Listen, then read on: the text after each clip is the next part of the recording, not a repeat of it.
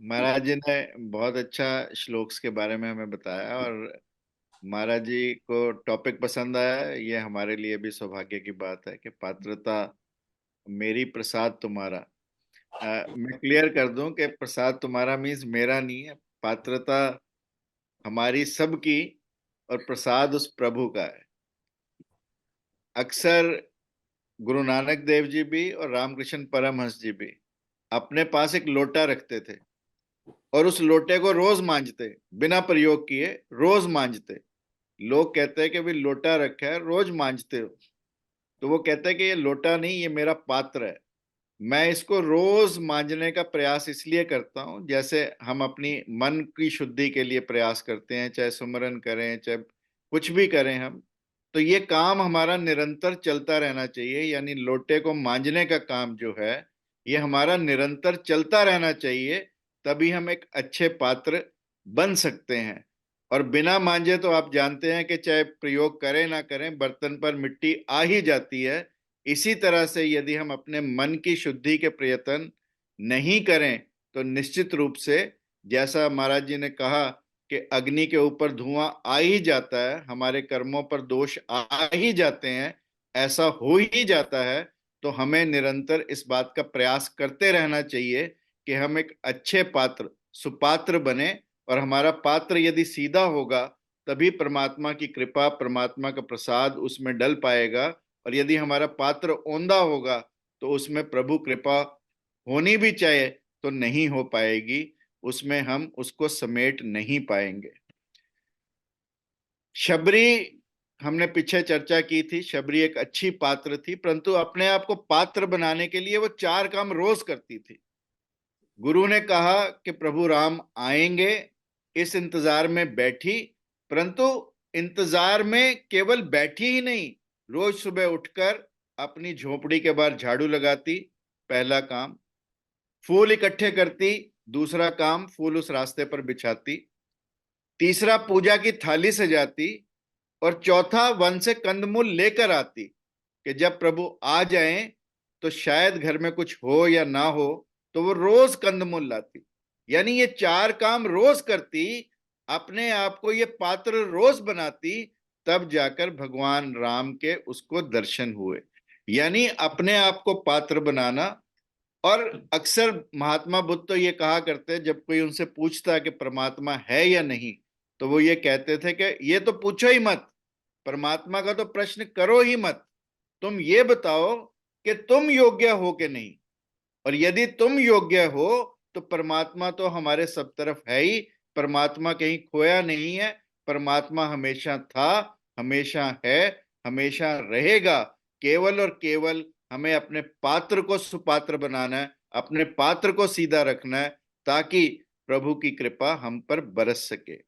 और कहते हैं कि दार्शनिक आदमी परमात्मा को खोजता है, और धार्मिक आदमी स्वयं को पात्र बनाता है। ऐसा कहा जाता है कि दार्शनिक परमात्मा की खोज में अपने आप को लीन कर देता है, और जो धार्मिक व्यक्ति है, वो अपने पात्र को मांझने पर लग जाता है, अपने आप को सुपात्र बनाने में लग जाता है। और जैसा महाराज जी ने कहा कि सहज कर्म, पहला जो 48वां श्लोक था, जिसका वैसे तो चर्चा हमें पिछली बार करनी थी, परंतु सहज कर्म कहते हैं, कौनते हैं सहज कर्म यदि हैं, तो वह सदोषपि न त्यजेत। यदि उनमें कोई दोष भी हो, तो हमें उन्हें त्यागना नहीं चाहिए। और जब भी हम कोई कर्म करते हैं सहज, चाहे हम सांस भी लें, तो you will notice that we kill thousands of micro organisms. हम खुद का भोजन करते हैं, तो निश्चित रूप से किसी का भोजन छीनते भी हैं। हम अपना कोई भी कर्म करें, चाहे वो कृषि का कर्म करें, यदि हम धरती को जोतते हैं, तो then also we kill thousands of micro organisms. Similarly, हम कोई व्यापार भी करते हैं, तो किसी से लेते हैं, किसी से देते हैं, बट ऑफ कोर्स जाने अनजाने हम अपनी गलतियां करते रहते हैं।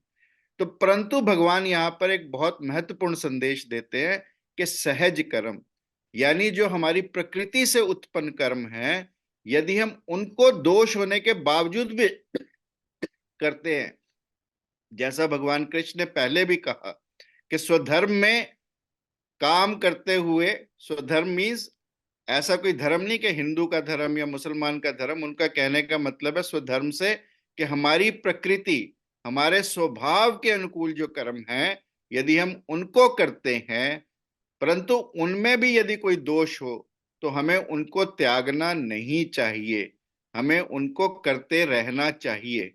और यदि हम अपने प्रकृति जनत कर्म, अपने स्वभाव के अनुरूप कर्म करते हैं, तो सफलता भी हमें मिलती है और हमारा जीवन सार्थक भी होता है। मार्क एल्बियन हार्वर्ड यूनिवर्सिटी के प्रोफेसर थे। उन्होंने एक रिसर्च किया on 1500 graduates, those who were passing out, and उन्होंने दो ऑप्शंस दी, एक ग्रुप ए और एक ग्रुप बी।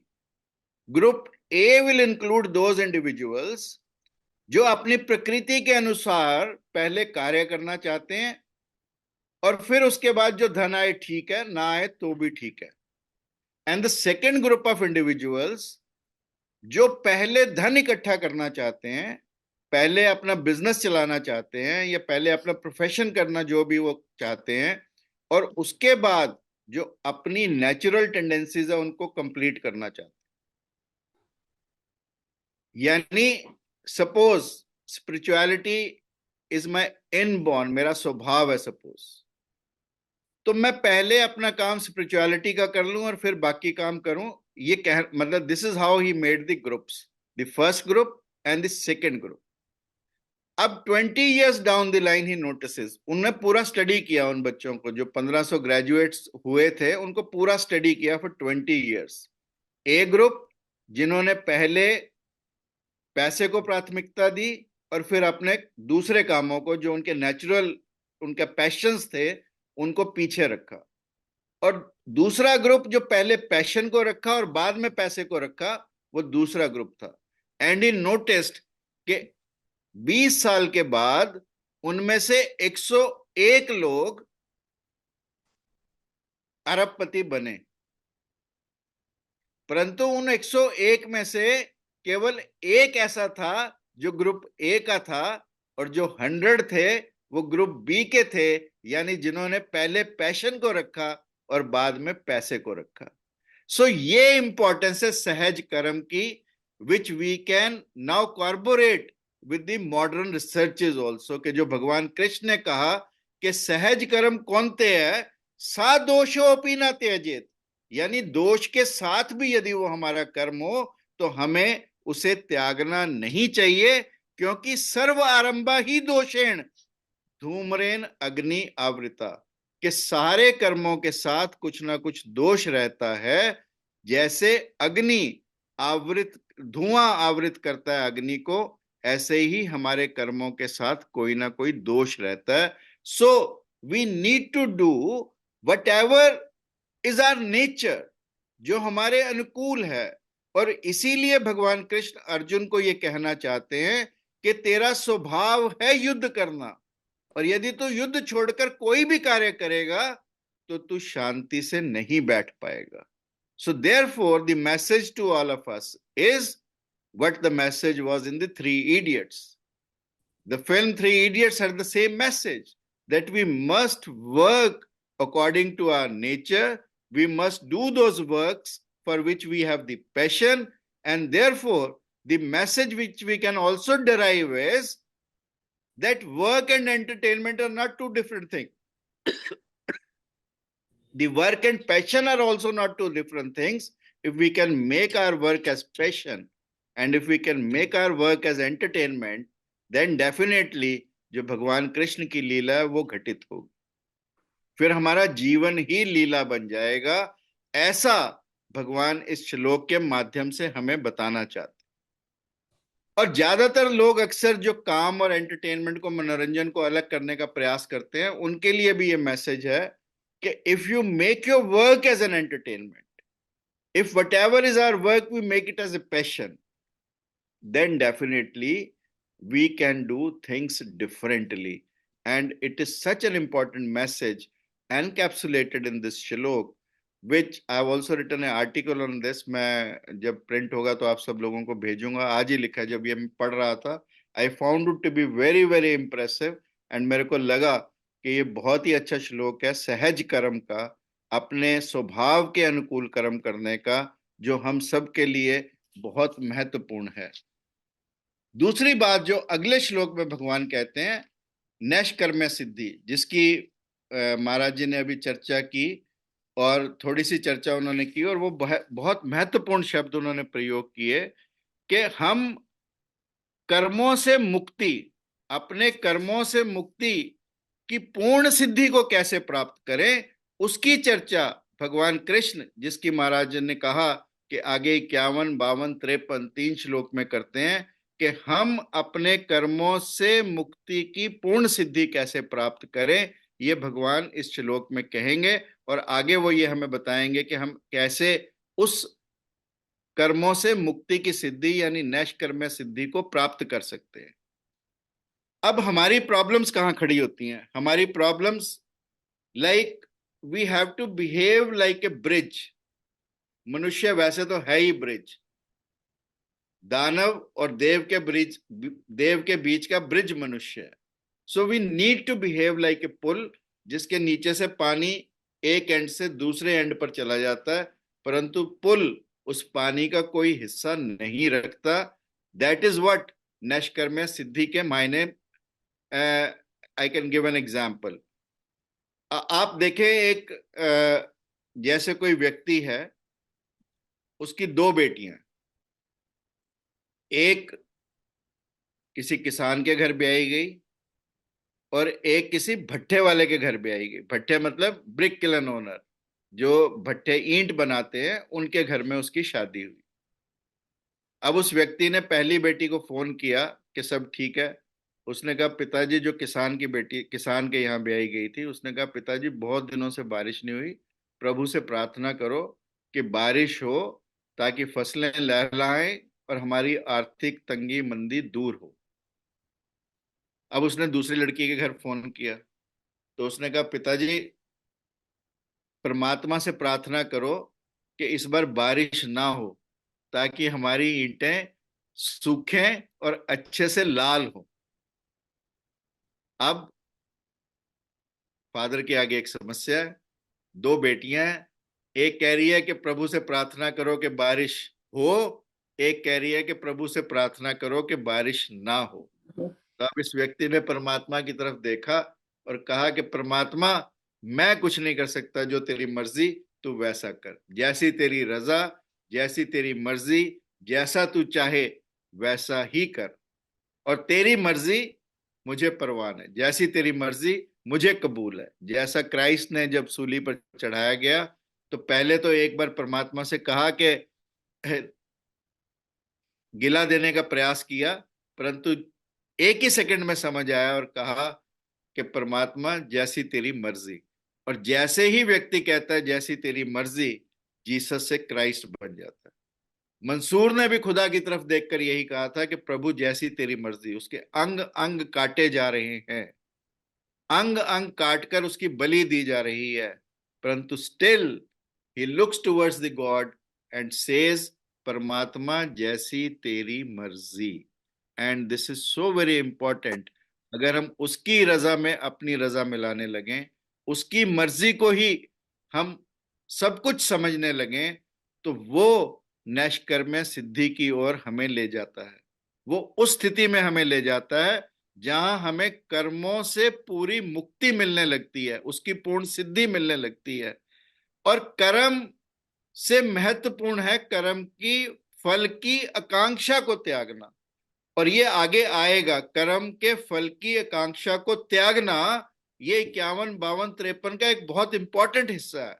और यदि हम कर्म फल की आकांक्षा की त्यागना के गुर को सीख जाएं, यदि हमारी समझ में ये आ जाए कि हम कर्म के फल की आकांक्षा को कैसे त्यागें, तो निश्चित रूप से हम नैष्कर्म्य सिद्धि की ओर अग्रसर हो सकते हैं। अन्यथा यदि सन्यासी भी, मान लो हम सारे गृहस्थों को सन्यासी बना दें, तो सन्यास भी गृहस्थ बन जाएगा। और जो गृहस्थ को छोड़कर भाग जाते हैं जंगलों की तरफ और यदि मन की शुद्धि, जो आगे सारे महाराज जी ने एक एक करके बताए, परंतु जिन शब्दों का हम अगले सप्ताह, क्योंकि महाराज जी का आदेश है, हम अगले सप्ताह उनको एक एक करके शब्दों को लेंगे, परंतु जो शब्द जिनकी चर्चा महाराज जी ने की, यदि हम उनको अपनाने लगेंगे तो निश्चित रूप से हम वो कर पाएंगे जो वैसे असंभव नहीं था, क्योंकि पात्र बनाने के लिए वो सारे गुण हैं, और उन गुणों के अनुसार अपने जीवन को ढालना हम सबके लिए महत्वपूर्ण है।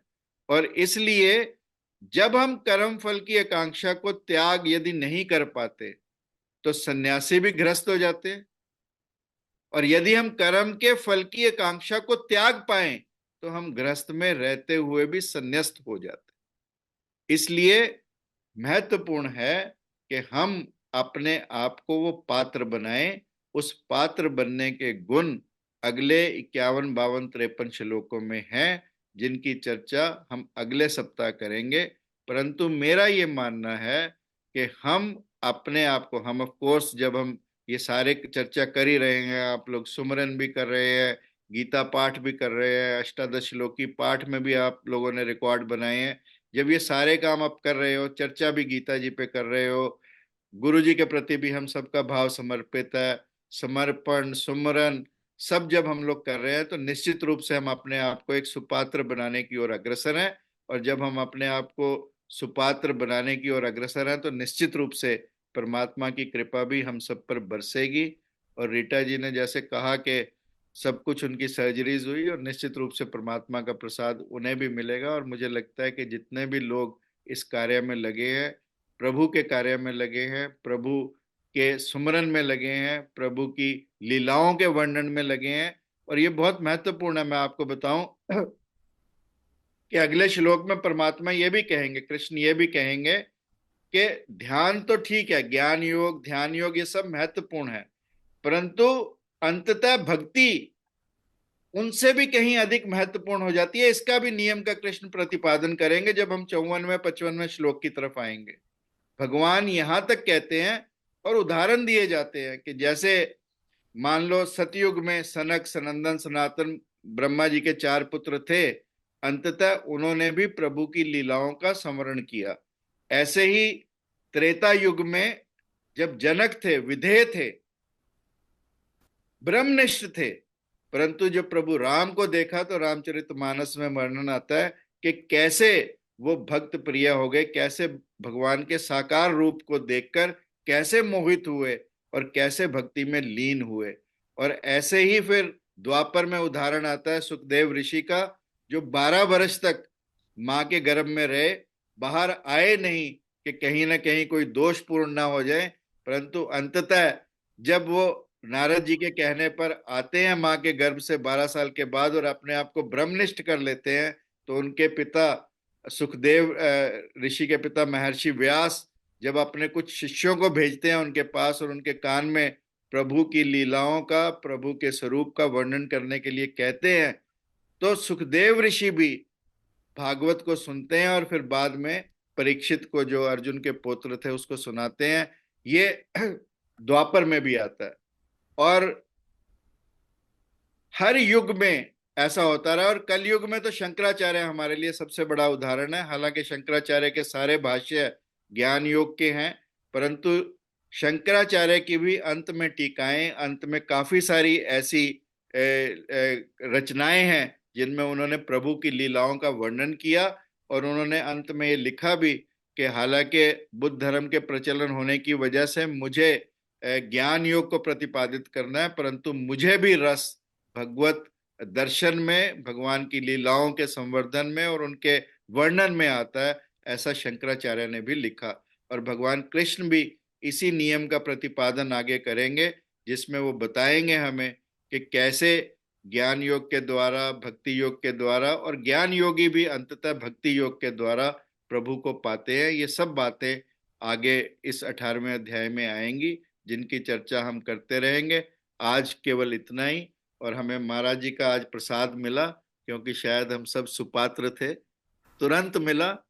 और डेफिनेटली और डेफिनेटली उसी समय मिला जब आप 18वां अध्याय का पूरा जो श्लोक है पूरा आखिरी, वो संपन्न कर रहे थे। जी